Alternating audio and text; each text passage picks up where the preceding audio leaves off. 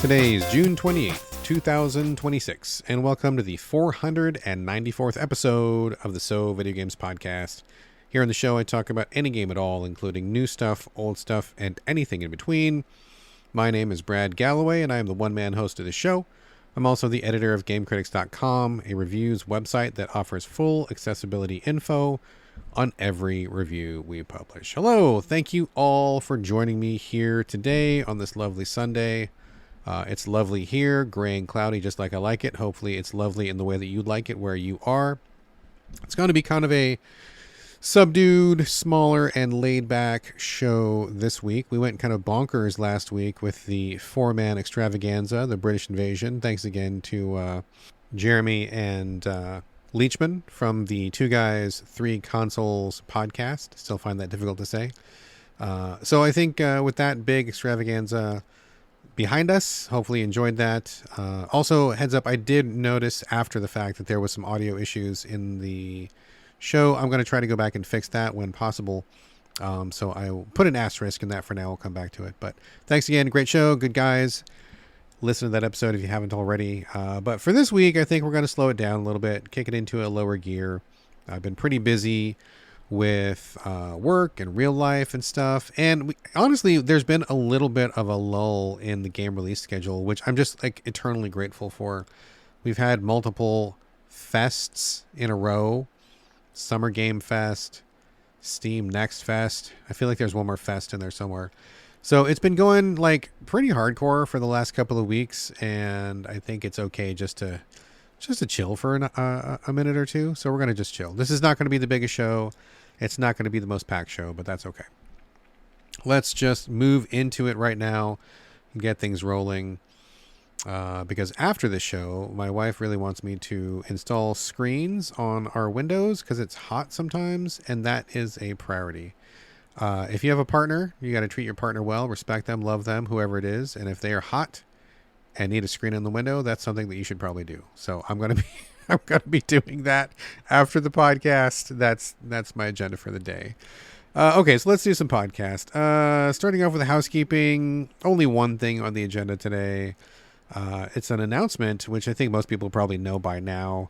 Valve's new Steam machine has launched. They've got 4 different configurations. I'll read them off just really quickly. Steam machine, 512 gigabyte, $1,049 USD. There's a bundle of the 512 plus a controller for $1,128. There is a 2 terabyte model for $1,349. There's the 2 terabyte with a controller for $1,428. $1,428 US dollars. And I guess when you buy a Steam machine, you've got faceplate choices. I guess there's like a stock faceplate. I'm guessing it's black. I haven't taken a look at it. There's black, I guess. Whatever the basic is. Red fabric and solid walnut in case you want to like harken back to the Atari 2600 days. Because that had wood trim on it as well. Fucking weird times. Apparently it's a 6-inch cube. Has over 6 times the horsepower of the Steam Deck. And one thing I didn't anticipate, they're doing a randomized reservation process, in their words, to improve the purchase experience and limit resellers. So that makes sense. But I didn't think they'd be in that limited demand, that hard to get, I guess. So I guess whatever.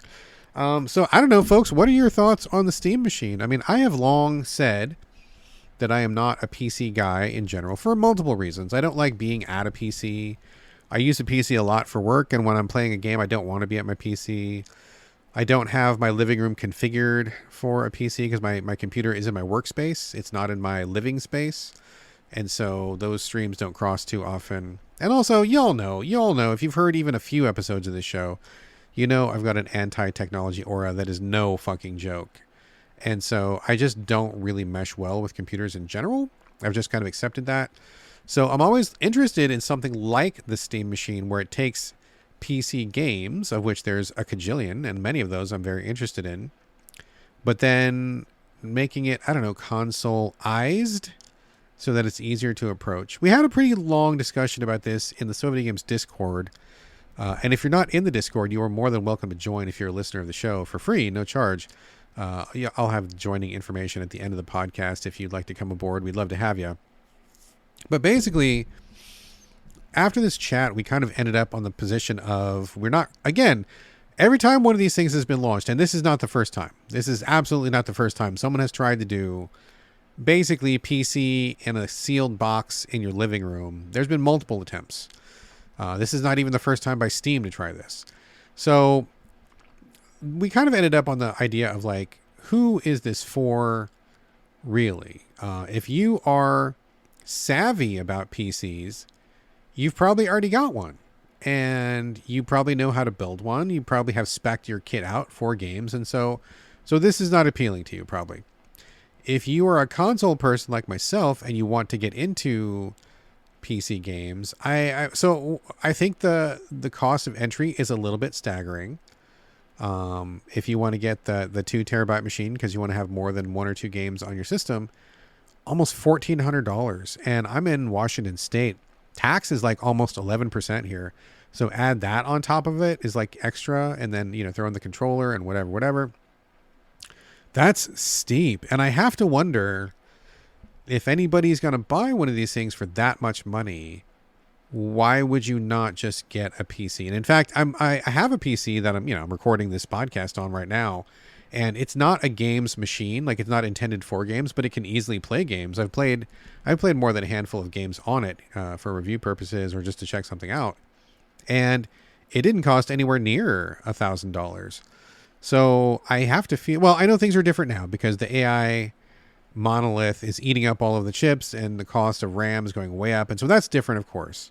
I get that we're in a different system now. We need to do something about that. That's terrible. Computing cannot be only in the hands of the tech bro overlords. That's a different podcast, different discussion. But I just have to think that if you're going to drop $1,500, maybe just get a PC, because then it'll still play games and then you'll have your other functionality as well. So I guess we again fall into the trap of who is this box for? And I think something complicating it, we had this discussion also, was that people were saying that you still have to kind of fudge with your settings a little bit. I'm sure it's not that bad, because honestly, I've played a few computer games recently, and it's not really like as onerous, not nearly as onerous as it used to be back in the day. It was a nightmare back in the day. It's not like that anymore. But still, I would think you'd want, if you're going to sell this thing to the console audience, I think it's got to be pretty console-ized. So I haven't had hands on the Steam Deck yet, but hopefully it's really streamlined and easy to use as a console. Don't know if it will be, who knows, but anyway, I'm interested just on principle, but the price is not interesting to me. There's no way I'm dropping $1,500 or even $1,000 on something like this. And, people were talking also about the recent increases in game consoles, which is like staggering. Correct me if I'm wrong, I think we are currently living through the first time in history, in video game history, that consoles have been more expensive after launch than they were when they originally launched. I'm not talking about the collector's market. I'm not talking about, finding some rare software or some hard to find thing. No. I'm talking about like still on shelves cost. This is the first time I think in history that it's cost more to buy something after launch than at launch. It has always been cheaper. Always. They just recently talked about the increases in the Xbox X and the S. And I believe, if I'm not mistaken, the Xbox X is going up to, I think, $800 or $900, which is crazy. I've heard that the Switch 2 is going to be going up either $50 or $100, going up $50, $100. Not sure about the PlayStation. And I got to be honest with you folks, if it costs like $1,000, $900, $1,000 to get into a console, I don't know if I'm going to go along with that. I don't know how many people can go along with that. There's always some people out there who've got money, of course. But a lot of people don't. A lot of people are really struggling. And I'm talking specifically about the US right here. Our economy is in the shitter. Our president is destroying the country systematically. We are in the middle of a fascist takeover, and people are not really doing well on multiple fronts. And I'm having a hard time imagining that people are going to drop $1,000 on a game console when they need food and they need medicine and they need housing and their friends need support. And the main source of healthcare in America is motherfucking GoFundMe. That's not a joke. Please look it up. That's a fact. It's just kind of insane. And I think at some point we're going to hit a point where it's just not sustainable. where the gaming industry, it's those are luxuries. Gaming, as much as I love it, and it's been like a lifelong thing for me. Gaming is a luxury, and if I had to choose between food or gaming, I would choose food. I think a lot of people would say the same. So at some point, we're going to have to figure this out, because I just don't think this is sustainable, especially with the current state of affairs in the world. So not quite sure how long we can go forward with business as usual if business is this kind of business. Kind of gives you something to think about, I guess. So, all right. Moving on. That was all the housekeeping I had. Just as a heads up, like I said at the top of the show, I am the editor of GameCritics.com, and I want to give a little spotlight to some things you may have missed if you haven't popped over there lately. Let's take a quick look at what we published this week. And as I'm looking at the website, I am reminded that I was so busy that I have not updated Game Critics in a while. Embarrassing. Most recently, we published a video first look from Eugene Sachs for Burn 9, which looks like old school Metal Gear, like old school, like NES Metal Gear, but played from the perspective of the support staff. We also published a preview for Dead as Disco, and I believe this was from... Who was this from? Oh, Eddie Guo. Eddie Guo, one of our newer writers. Great writer. I love Eddie's stuff. Very talented. That is a rhythm game combined with a brawling fighting game where you have, rhythmic attacks and everything is just like music themed. It looks pretty cool. Definitely getting a lot of buzz. And then we have a review for Super Meat Boy 3D from Ali Arkani, who says it still has the Get Good challenge spirit that he enjoys personally, but taking the series to a full 3D may not be the right choice. Apparently, it still has the same spirit to it, but a lot of the jumps, I guess, are pretty hard to judge, and some of the distances, depth of field is hard to tell because of how the camera sits. So, 2D Meat Boy, I think everybody acknowledges, is really workable and doable, and that's how it came up. Adding a third dimension may be a little bit more challenging than developers anticipated, and I guess they're going to have to work that out. That's it for this week. I have a couple more reviews to throw up after the show, so there might be some more next time. Heads up, our YouTube channel is still there, youtube.com/@gamecritics.com videos. That's kind of Eugene's baby. He's posting first looks, trailers, previews, that kind of thing. And I think that brings us to Circlebacks. Folks, before we get into the main portion of the show, I like to kick things off with Circlebacks, where I circle back to things I've covered in depth on previous episodes. Not going to get into all the details, although maybe I'll get into some details. But this is basically a quick update to let you know if my thoughts have changed on something for better or for worse. Okay, only one circle back this week. It's been a pretty light week for me in terms of games. But most of my game time this week has gone into Sumerian 6. I've talked about this before. This will be the final time I talk about it on the show until the end of the year. You can be sure you'll hear about it again in December. But for right now, I just rolled credits on it, and this is going to be the official So Videogames review, so I've got to talk about it one more time. For those of you who might have missed it before, Sumerian 6 is I don't even know what this genre is called. It's like top-down, quasi-turn-based, quasi-real-time action, where you take a group of 6 operatives, and each one has special abilities, and you go to fight the Nazis in World War II. They are trying to resurrect an ancient demon, and so you've got to stop them from helping Hitler win the war through sorcery and black magic. Cool idea, cool theme, like it. Seen from the top down or isometric perspective, and you can take turns with your characters. So like what happens basically is you go into this map, and all the maps are fucking gargantuan. There's like a million enemies on each map, lots of buildings, elevation changes, all sorts of stuff. You've got objectives on every map, kill certain people, get an item, get to a place. And sometimes you have like multiple levels of objectives. A lot of things you got to check out first before you can do your real objective. And so the map is populated with these enemies. Enemies are just walking around in real time on their own. They all have routines. They all have their paths they're walking. They're all like covering each other, keeping sight lines on each other. It's all very complicated and layered. So you're in this map where people are just walking around in real time. You've got your team of 6. You can move any of them at once. You can move them as a group. And then the trick to this is you can also assign them actions that happen when you kick them off. So let's say, for example, you've got your main operative who is kind of like he can dash. He's got a gun. He's got a couple other things. You want him to go like attack a guy on the left, but he can't attack that guy because there's a guy watching him on the right. If you kill the guy on the left, the guy on the right is going to sound the alarm. The whole thing's going to go south. So then you have another guy, maybe the guy. There's one guy that turns into a werebear, and he also has a submachine gun. Submachine gun, werebear. I mean, that sounds pretty impressive to me. You send that guy over to the right, and so you can key things in a certain way. You can assign actions before they happen. So you can say, okay, guy on the left, I want you to kill this guy when I push triangle. Guy on the right, I want you to kill that guy when I push triangle. And then you get everything ready. You get the pieces in place. You make sure everybody's where they need to be.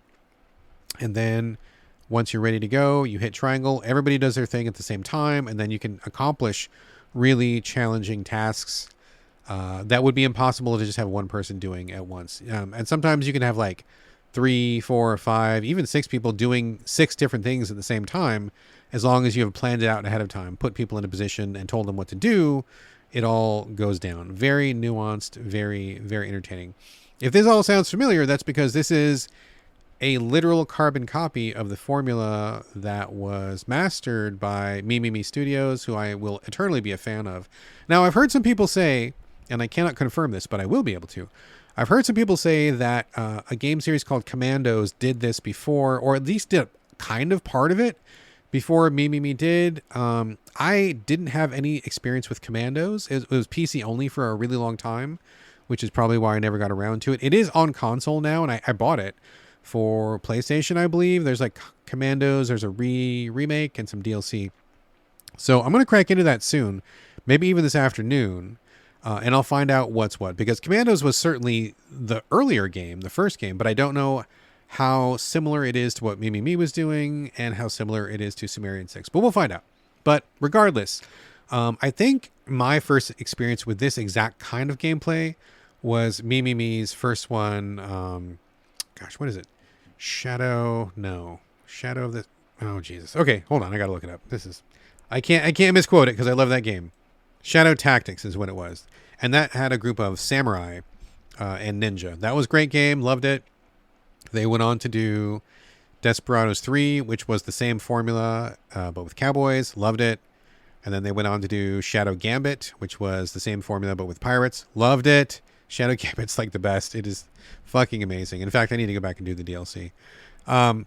So Me did these 3 games, they're all like banging masterpieces. If you like this type of gameplay, they are like the absolute tops. They are the best. I love all these games. And then they dissolved their studio. They said making these games is really hard, and they were tired and they needed a break, and they quit and they just walked away. I still can't get over that. It still breaks my brain. Take a fucking vacation, y'all. Make a different game for a while. Come back in 6 months or something. But like, nope, they bounced. And I don't blame them, kind of, because making a game like this is really difficult, as we saw with Sumerian 6. I got this game I think I got Sumerian 6 in like February, and I liked it a lot. I instantly recognized it as, like, literally, not even joking, a carbon copy of the Me formula. Everything about it is basically essentially the same. I don't know if anybody from Me is on this team. I tried to find out. I put in some requests with PR, but like the results were inconclusive. I don't know whether they don't know or didn't want to say, but if there were people from the Me team on Sumerian 6, that wouldn't surprise me a bit, because it seems like exactly literally, I'm not even joking. It's not even like similar. It's like exactly same controls, same UI, same systems, same color coding, like literally everything's same. But since Me doesn't exist anymore, I can't get mad about it, because I love these games and I'm glad that somebody's picking up the torch. So I'm not going to get mad about it in this case. Anyway, when I got this game in February, it was pretty buggy, like a lot of animation problems. I had some weird things happening, but more than that, I had a couple of game-breaking bugs where some of the abilities of the characters were not able to be used. And if you can't use the character abilities, then you just really can't play the game, because you need them to do all sorts of things. Specifically, there was one part where I would walk into like a power dampening field that was set up by the Nazis to protect their base, and it fucked up the whole game, and I couldn't keep playing after that. And there's this other part where one of the ladies has a bomb that's really useful, because you can take out a bunch of guys at once. You can take out a whole group, and something about the game like disabled her bomb. I could not activate it, and so I was down a character, and that didn't work for me. So I put it aside for a while, and then PR said they patched it. They weren't able to like fully reproduce the bug that I had, but they think that it was, I don't know, something to do with something. They figured it out partially. And I went back to it, like, I think a couple weeks ago, and it was fixed. It was fixed. The bomb worked. I got the powers back. I could go through the dampening field, no problem again. It was all great. So jump back in. I have now finished the game, rolled credits this morning, and I got to say, it's just excellent. It is just excellent. I think the Me formula is fully intact, and if you're going to steal from the best, and Me was the best. Stealing it part and parcel is totally fine because the studio's not there, and I think this kind of gameplay is awesome. I really enjoy it. The levels are huge. It's really detailed and slow and methodical, but it's super rewarding when you do pull it off. Like when you see something that looks impossible. Multiple guards covering multiple guards, monsters on the field, everybody's looking every way. How the fuck are you going to get through this? You just don't know. And then you see an opening, you have an idea, you put your team together, you get the timing right, you pull it off. It just feels amazing. Love that feeling. You're going to have a lot of failures. That is for fucking sure. Luckily, they have implemented the same fast quick save system that Me had. And if it wasn't for that system, I think this game would be unplayable because you die so often and you make so many little mistakes. And sometimes it's just the matter of 1 pixel or even a fraction of a second. And if you're off, the whole thing goes down. And so being able to quick save and reload quickly, it just really makes the whole game playable. It makes the experience happen. And I'm glad that they did that. I've seen some people who try to get away from the quick saving, and I think it's a real mistake. The most notable example in my mind is Stone of Madness, which I really am fascinated and intrigued and drawn to the Stone of Madness.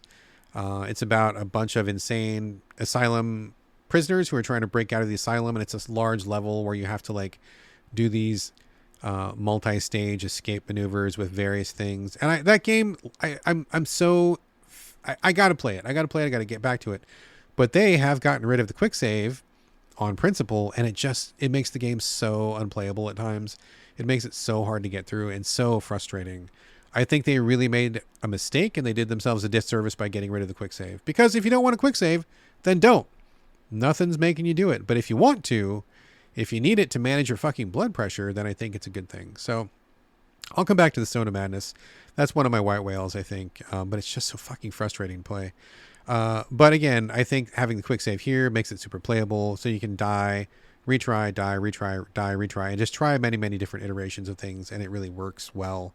Like the characters, the writing is pretty good. Keeps it going like this little tale of like World War II intrigue. I think the characters are fun. I like the werebear. You have a Lara Croft type character who can fully turn invisible. There is a mad scientist lady who can paralyze people and dissolve their bodies. You've got a guy who uses electricity and he can stun whole groups of people. You've got a guy who has a arrow that he can fire infinitely, and he can also astral project to like confuse people or take control of their minds.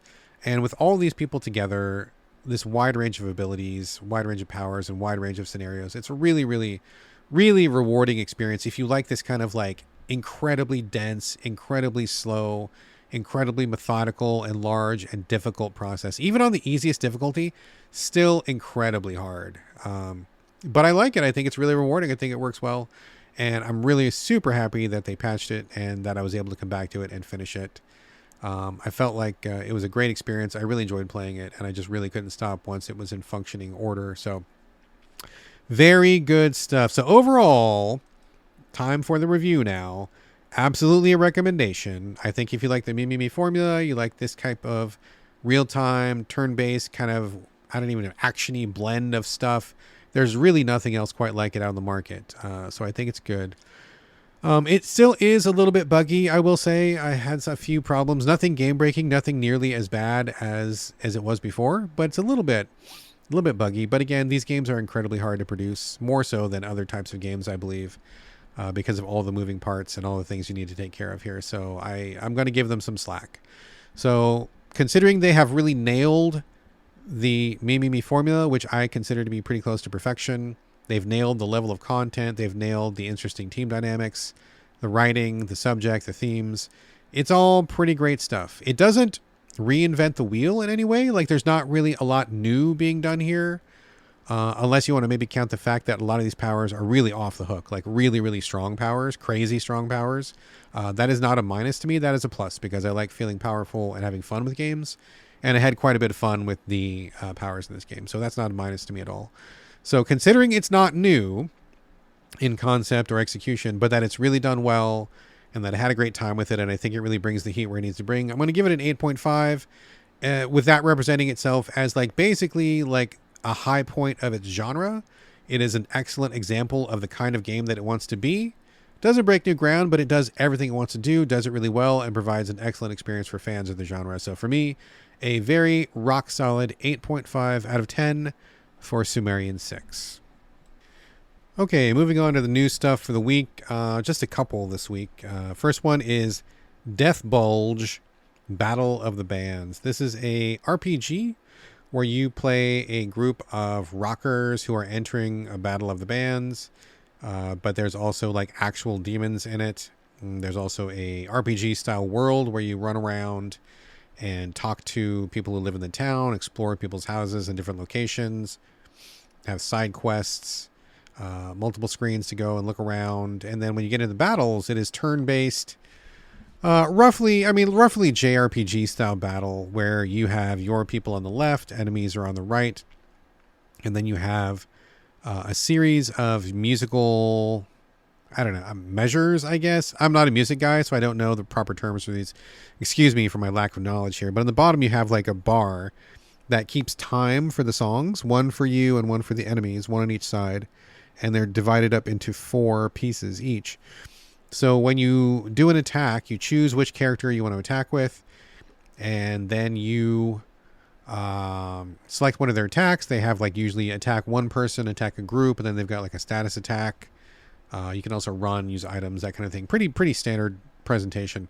And then one of the things that's neat though is that when you do specific attacks, you cause status effects on their musical bar, not on the enemies themselves, although it does play out that way. So what I mean by this is one of the very first attacks you get is it's called like melt their face off or something like that. And so you play this riff on your guitar, and then you cast like this spell on their musical time measure bar thing. There's a cursor that goes through, starts on the enemies, it starts on the right and goes left. And so if you cast a spell on their bar, as their cursor is going through the bar and waiting for their turn to attack, kind of like an active time battle system, whatever status is in that bar will affect the enemy. I know this doesn't make sense. I'm totally fucking this up. I'm sorry. So basically, an enemy's cursor starts on the right and it goes left. And when it gets all the way to the left, they attack you. So while that cursor is moving, you can cast a spell with your guitar. And let's say like you cast burn on that measure. So like as their cursor is going through the time area, it'll be burning because you've cast a spell on it, and they'll be taking damage the entire time, and then they'll attack. Oh man, I fucking did not explain that like at all. I'm sorry. It's very clear and easy to see when you're playing it, and it is very difficult to put into words. I'm sorry if that makes sense. It doesn't make sense. But you can cast, like the enemies will sometimes cast a spider web on your bar to make you attack slower. You can cast fire to make them take damage before they take their turn. There's a couple other effects that you can do. I didn't get super far in this. And before I forget, the art style is pretty crazy and wacky. Like it's very cartoony and exaggerated. And I think the art style is pretty attractive looking. I will also say that the opening intro, super well animated. It was pretty amazing. Like I think the intro is absolutely worth watching. So maybe if you're going to play this, go ahead and do that. If you're not going to play it or you're curious, check it out on YouTube because the intro is just fucking awesome. Like it really shreds and it's pretty cool looking. Great animation style. I love it. So I think overall it's got a lot going for it, especially if you like RPGs. So why am I not saying more about it? Okay, well, if you've listened to this podcast before, you know I am not the biggest fan of RPGs. Not my favorite genre anymore. Used to be, but I've kind of grown out of it because I feel like a lot of them are just time sucks, and I've become very sensitive to that. So I think the biggest problem for me is like so many other games, and I'm sure some of you like take a drink. Brad hated the beginning. Brad hated the tutorial. Okay. So I think that's true of this game. I think the tutorial is wretched, and I think the pacing of the opening hours is an absolute catastrophe. It starts off with like these awesome intro, cool music. They get you pumped. And then as soon as you start playing, what they do is the classic RPG mistake of, hey, you're in a town, go figure out where stuff is and just fucking blindly search for a while. And that is probably my least favorite thing in all of gaming, is just blindly searching for something. Because, I mean, think about it. If you're this character and you know people well enough to be in a band with them, you know their names, you know where they live, you know your town because it's your home, there should be a little map that says, oh yeah, my friend Ian lives 2 doors down and to the left. And my other guy, my bassist or whatever his name is, he's over three streets down and to the right or something. You know, like, you would know that. But in the beginning, like, the game does not establish very well how it relates to you or what it wants you to do. For example, I thought I was supposed to find my band members right away, but actually what I was supposed to do was go sign up for the Battle of the Bands. And I'm like, okay, well, I guess, okay, fine, I'll do that. And they kind of tell you what to do, but don't tell you where to go. And even though this is not a huge game by any stretch of the imagination, there's multiple ways to go. There's multiple screens. I think some of the screens are easy to not notice. Like when I was, I walked by the entrance to the woods a couple times and never noticed that it was there. And it wasn't until I got really frustrated and I was pushing in all the edges of the screens that I found the entrance to it. And I'm like, okay, that should have been more obvious. So I think that just the idea of, hey, it's an RPG, therefore everyone loves to talk to all the villagers and everyone loves to explore all the houses and everyone loves to explore every nook and cranny is a mistake. I mean, maybe people do like that. Maybe people who like this genre really do like that, but I fucking hate it. I can't hate it enough. And so to go from this cool intro that got me revved up into brakes squealing, everything coming to a dead stop while I'm like searching each house for something to do, don't know where my friend is, don't know exactly where I'm supposed to go. There's no map, so I'm not sure where I am in relation to other things. Maybe that's not a problem for some people, but it is a problem for me. And so I got one of my band members, supposed to have 3, got 2, wandering around, and then I just wasn't sure where to go. And I'm like, okay, I'm in an area, there's some random battles happening. I'm playing guitar and that's fine. The battle system is like, okay, but I feel like things aren't popping quite yet. I feel like the game hasn't really quite begun yet, but I'm already feeling dragged down and slow and like I'm wasting time. And I got to this part of the woods where I was like, I'm not even sure what my objective is. I'm not sure where I need to go. And I just keep fighting these random battles over and over. And I'm like, okay, fuck it. I'm out. I'm fucking out. Deleted it at that point. I mean, I saw like 1% of the entire game or something like that. And that's, I mean, whatever. I'm not reviewing it, so that's fine. I think there's a lot here to like. I think the art style is great. The music seemed great. Concept great. A lot of good things, but it has some classic mistakes that really rookie RPGs make. And maybe they don't bother other people as much as they bother me, but they bother the fuck out of me. And I just could not stomach the idea of randomly wandering around a map with no aim or no goal, trying to figure out what to trigger in order to move forward. So that is just not me these days. And I had to bow out. Deleted the game immediately after that. I will never come back to it. So even though I am bouncing with a vengeance, that's not to say that this is a bad game. And I honestly think a lot of people would really like it. It seems to be pretty well received. And I think there's a lot here to appreciate. But you've got to be a person who is fine with those RPG choices and does not mind wandering around talking to random villagers and does not mind kind of blindly searching for the next thing to trigger. If that is okay with you, I think this is like worth checking out. I think it's pretty cool. But I am not in that zone anymore. That is not me. I can't put up with that even for like 5 minutes. So I'm out. It was not for me specifically, but that doesn't mean it's not for you. And again, not slagging it. I think there's a lot to like here, but it is just not my speed and I can't put up with it. So I'm out. That was Deathbulge, Battle of the Bands. And if anything I said sounds remotely interesting, please check it out. I think that a lot of people would really enjoy this one. Just not me. All right, last new game of the show, Rune Dice, and this one has been a bit of a surprise. Spoilers, really like this one a lot. I think it doesn't look like much when you see screenshots, and even when you start playing, you don't really quite get the coolness of it right off the bat, but I think this one has been really engaging, really liking it quite a bit, and Eugene Sachs, other writer and video maker at Game Critics, has been playing it as well, and he and I have been kind of chatting about it back and forth on Discord, and he's really enjoying it quite a bit too. So basically, it's a roguelike, but it is a everything about this game is light and breezy and approachable, and none of it is heavy duty, none of it is too complicated. The runs are quick, the systems are very straightforward to understand. You don't have to do a lot of fiddling with details and stuff. And I get that might be a turnoff to some people.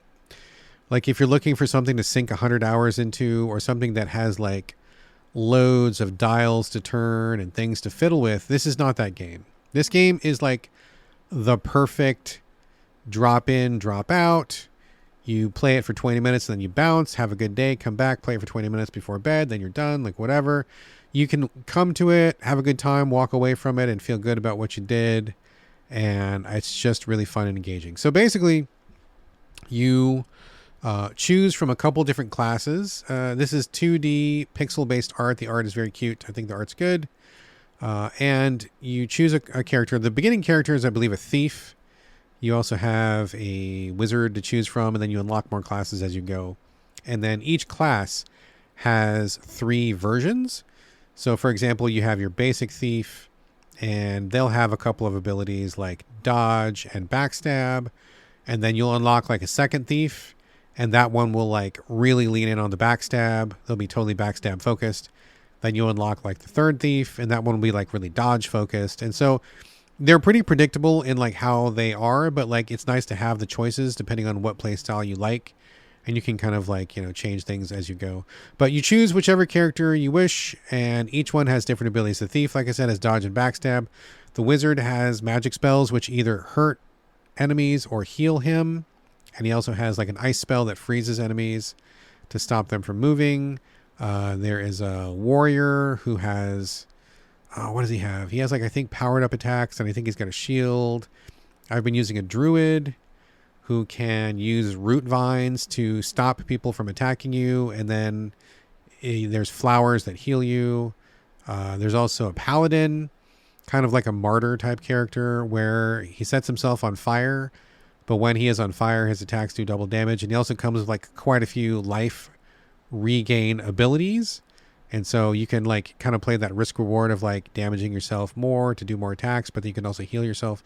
And there's, I think, 3 or 4 classes I haven't even unlocked yet. So you've got a good variety of classes. And these are all pretty straightforward. Like once you take a look at them, like in a minute, you know what they're all about and what they do. And the descriptions for all of their powers are very straightforward and simple, which I really appreciate. I don't like when I play like a deck builder or a roguelike, and you read the description of the powers and it's super esoteric. It's like, oh, this is like a +1 attack if one character has this status, and then if you're on the left side of the screen and this does this other thing. Like, no. Just keep it fucking simple. Keep it simple. And I think that Rune Dice really does keep it simple. So you select your character, you go to a map.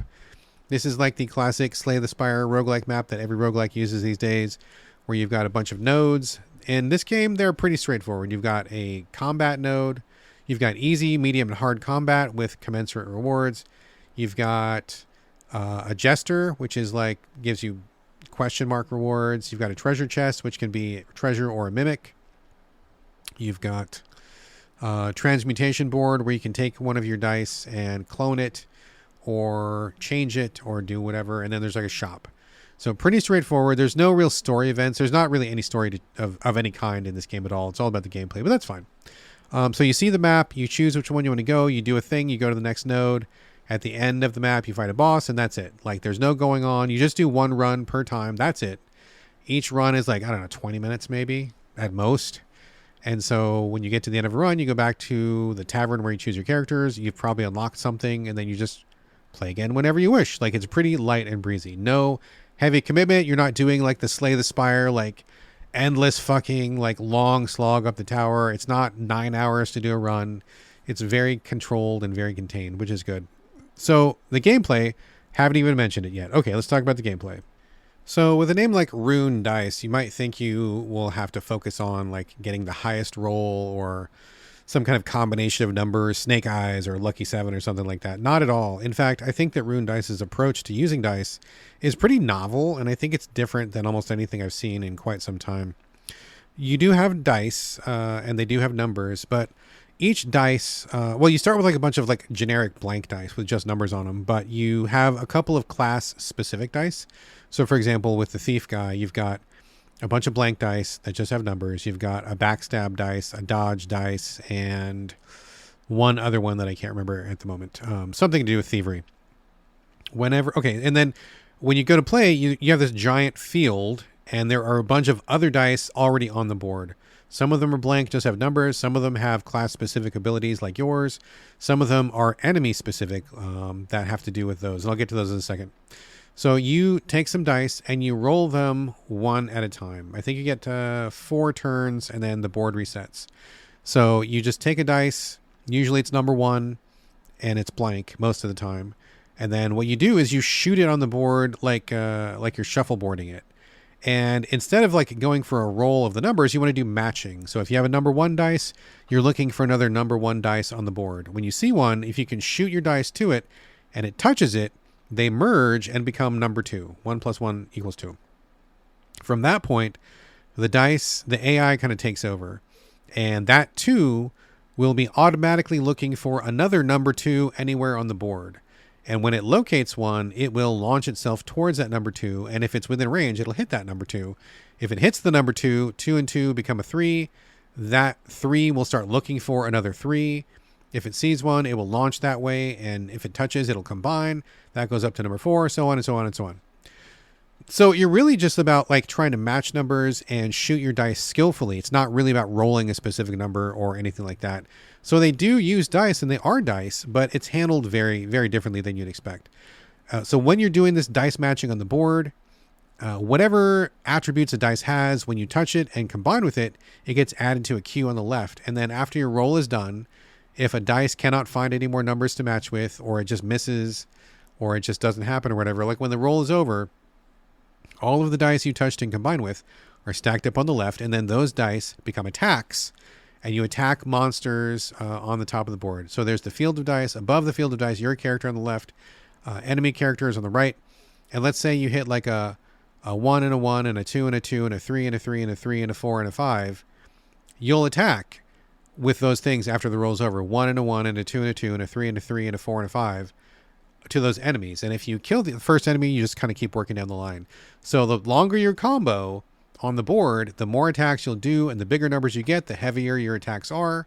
And if there's any attributes on the dice that you touched, those attributes will be included to the attack. So you might have a heal dice and you'll heal yourself. You might have a bonus attack dice. That bonus attack will happen when you attack. You might have a fire dice and you'll set the enemy on fire when that dice happens in the attack. So that's really the formula. That's really all it is. It's very, very, very straightforward. Very simple, very easy to understand, and it's just really fun. I think the class differences are interesting enough that it's fun to kind of play around with them and see what each character does. I think that shooting the dice is the exact right level of engaging, where it's not too complicated, it's not too simple. There is some skill involved, because when you take your shot, you got to not only hit the dice, but then you got to think about, okay, well, when I have hit the dice, where is it going to go? Like where's the next combo? And so you can kind of game that out. You also have other items that you can use to kind of manipulate the board, bring some dice together, separate them, maybe combine them before you even take your roll. Lots of different things you can do to the board. And then as you're playing the game, there's lots of artifacts that you can equip to your character, things that will tip the scales in your favor most often. Like maybe your dice will jump higher when you roll it, and that means you'll have a better chance of reaching the dice that you want to reach. Maybe you'll heal 1 damage every time you roll a number 1, or you'll do 1 extra damage every time you hit a class specific ability or something. There's a bunch of different artifacts. Some are general, some are character specific, and you just try to get the best build you can and then go on. The game seems pretty small. There are 3 biomes with 3 bosses in each biome, so a total of 9 bosses that you have to beat in order to beat the game. That doesn't seem like a lot, but the biomes can get pretty challenging, and each run really depends a lot on luck. I mean, skill with the dice definitely is a factor, but if you don't have the right artifacts, you will not be able to finish your run, because I think this game really lives and dies by the artifacts. I notice when I get a good combination of a couple of healing artifacts, I can usually win that one. If I end up not getting any good heals, then it's going to be a much tougher battle. Healing can be a little bit scarce, especially like in the 3rd biome when you're getting hit for a bunch. And so it's easy to kind of just like have this, I don't know, war of attrition where your guy just gets chipped away before you get to the boss. The bosses can be pretty tough. But they all have a gimmick, and I think they're all pretty neat. And I think it's just a matter of finding the character that you gel with the best, and then, you know, just having a good run. Like, this is an RNG-based game. It's a roguelike, and there are permanent upgrades. There are permanent unlocks. but a lot of it just really depends on being smart about your choices and just honestly just getting lucky. So overall, I think the combination of what Rune Dice brings to the table is quite good, and I really like it as a light pick up and put down, easy breezy, just fun experience to have when you want to play something for 20 minutes, but you don't want to read a bunch of lore. You don't want to go on YouTube for a lookup. You don't want to, you can't remember where you were last time. You just want to get a quick run in on something before you get back to work or get back to whatever you're doing. I think it's great, and I think that's perfect. I don't think every game has to be this 100-hour spiritual journey. I think it's great that they are focusing on quick, punchy sessions that offer a lot of value. You feel like you did something, you leave, you had a good time, easy to remember. You don't have to remember the rules. I mean, you step away from it a couple of days, you come back, you're like, oh yeah, this is very straightforward. I don't have to look up what an item does or look up how this works. It's all just right there on Front Street. So I think that's a great approach. I love the approach. I'm having a lot of fun with it. I just love how accessible and easy it is to play, how readable and accessible it is, and I'm just having a blast. So have not beaten it yet. I've beaten the first 2 worlds all the way. World 3 is a big step up in difficulty, and I'm still trying to come up with a good strategy for that one. I think I've got 2 bosses left on World 3, but I'm having a blast. I'm really having a tough time putting it down and come back to it every time I sit down with the PlayStation, and I think it's just really, really fun. So nothing but a big thumbs up for Rune Dice. Good times. Check it out. All right, that's it for new stuff. Like I said, kind of a shorter show, lighter show, but we still have the TV and movie roundup to get through, so let's go ahead and do that real quickly. Not sure if I mentioned it recently, but season 2 of Deli Boys came back, Deli. It is a series about a family of Pakistanis whose dad had the veneer of being a rich high roller, but he was actually a hardcore criminal drug dealer. And when he passes away, he hands his empire down to his 2 kind of goofball, semi-nitwit sons. One is a stoner and one is like this uptight business kind of guy. And their aunt, who is like this bloodthirsty killer, but she also really loves the two boys. And so they have to like come to grips with their dad's legacy, and then they want to take over the business because they want to be rich, and they're selling coke all over whatever town they're in, Cincinnati or whatever town they're in. I don't remember. Chicago, who knows? And it's a comedy. It's really, really funny. I love the cultural elements of the Pakistani family, and the stuff that comes in, the way that they talk about like little bits of, what's normal for them, what they expect in the culture, how they behave with each other, different terms I've never heard before. So that's really interesting. But it's just really funny as well. It's kind of like a fish out of water type thing, them trying to get into the drug trade and having to deal with like killing people on the reg and what does that mean and how do they do business, and it's just a really fucking good time. It's very, very funny, deeply funny. Season 2's over. It's on Hulu, I believe. Definitely a thumbs up for sure. Just started watching Taskmaster. I've had a lot of friends tell me about it over the years, but I've never really gone in for it until recently, when I was getting the hard sell from one of my good friends, and they were just like, just give it a shot. And I heard that it was on YouTube, so it's pretty easy to go find. The wife and I just went over to YouTube and we looked up Taskmaster, and we started with episode 1, season 1, and the show's been running for like 21 years or something like that. In case you have not seen Taskmaster, and if you're an American, that's probably a pretty good chance you haven't seen it. Basically, this guy and his assistant host a game show. On the game show are 4 comedians. They start off with just British comedians, so you might not know people for a while, but you'll see an American face pop up here and again. And so they give them these weird tasks to do. Like in the very first show, they say, draw a horse while riding a horse. And so they put the people on the horses, and then they're bouncing on the horse and they're trying to draw a horse. And then they get to the end, they show the pictures, and everybody makes, quips about what they've done, and they make jokes and stuff. Another part of it was eat a watermelon. And so they put each person in a room, and there's just like a watermelon there.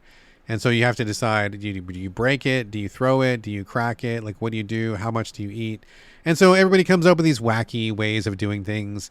And then you have this funny discussion afterwards. I mean, that's really all the show is. It's just like watching people struggle with these weird weird tasks, and it helps that they're comedians, so they're always like trying to do something funny. Well, most of them do anyway. A couple of them end up being like pretty stiff, and you kind of wonder why they're on the show in the first place. But for the most part, people play along and they're good sports, and it's just really fun. And then we watched the most recent season. I think it's season 21 when they have Kumail Nanjiani on, which people will probably recognize from America. And they add him to the cast, and they do some more. I mean, same show. They're just doing the same thing for 21 years, but it's really entertaining and funny. Good times. I don't know that I'm going to watch all 20 years worth of it, but, we had fun. It was goofy, and I bet, if I'm having an afternoon with nothing else to watch, I'd put it on and think it was a good time. So heads up, I think you can watch the entire thing on YouTube, I'm pretty sure. So check that out. Last thing I'm going to mention this week is I finally got around to watching Superman, the James Gunn remake of Superman recently. I don't even know what the actor's name is who plays Superman. It was fine. It was okay. I guess preface, I like James Gunn's work. I think he did amazing things for the Marvel Cinematic Universe, and I think it was a colossal mistake for them to let him go or to fire him the way that they did. I don't know if you remember, but a couple years back, some right-wing douchebags got tired of James Gunn being woke or whatever, and so they went in his past. It was from like 10 or 15 years ago when he was on a talk show or something like that, or radio shock jock or something, and he said some stuff that was pretty out of pocket. Like, I'm not defending what he said, but even he didn't defend what he said. I mean, he came back and was like, I was trying to be daring and shocking for my radio show, and that's not really how I feel, and I haven't done that for a long time. I mean, it was literally like 15 years in the past or something, but people had a campaign against him, and they wanted to get him canceled, and they did. The people at Marvel fired him like immediately, which was fucking stupid. And a lot of people were very upset that they let him go because he was doing great work, and apparently he's, from what I hear, I mean, he's a nice guy. I mean, yeah, we've all made mistakes in the past, myself included. I'm sure you have too. And I think the difference is, being able to recognize when you've made a mistake and trying to make amends towards fixing that mistake and then not repeating that mistake. I mean, no one's perfect. As much as we may all want to try to have a perfect run through life, I don't think anybody ever succeeds. I've got stuff in my past I wish I could undo. I'm sure you do too. James Gunn clearly does. And it just really sucks that he got no forgiveness and no grace for, trying to distance himself from that past iteration of himself. And not, he clearly did not stand by those comments, and he apologized, and it just wasn't enough. So that's unfortunate, because I really think he was doing brilliant stuff with the Marvel Cinematic Universe. And so they let him go, and he went over to DC, and DC snapped him up immediately, as anybody with a brain would have done. Unfortunately for me, I'm just not really that much of a DC guy. I've always been a Marvel guy.